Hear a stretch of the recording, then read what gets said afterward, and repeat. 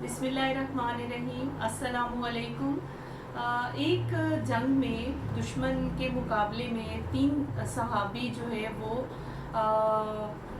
بہت زخمی تھے، شدید زخمی کے حالت میں تھے، اور اللہ تعالیٰ کے ہاں جو ہے وہ شہید ہونے کے قریب تھے، شدید پیاس اور طلب میں تھے کہ ایک آدمی نے دیکھا کہ ان کو پانی پلا دیا جائے۔ انہوں نے وہ مشکیزہ اٹھایا اور پہلے صحابی کے قریب گئے تو انہوں نے دوسرے کی طرف اشارہ کیا، اور جب دوسرے کے پاس پہنچے تو انہوں نے تیسرے کی طرف اشارہ کیا اور پانی خود نہیں پیا۔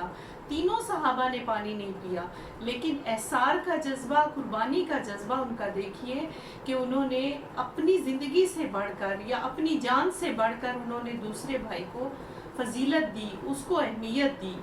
تو جب دوسرے کے پاس پہنچے تو انہوں نے نہیں پیا، تو تیسرے کی طرف اشارہ، تو جب تیسرے سے وہ پہلے پر آئے تو وہ شہید ہو چکے تھے۔ دوسرے کے پاس پہنچے، وہ بھی شہید ہو چکے۔ جب وہ تیسرے کے پاس پہنچے تو انہوں نے بھی شہادت نوش کر لی تھی۔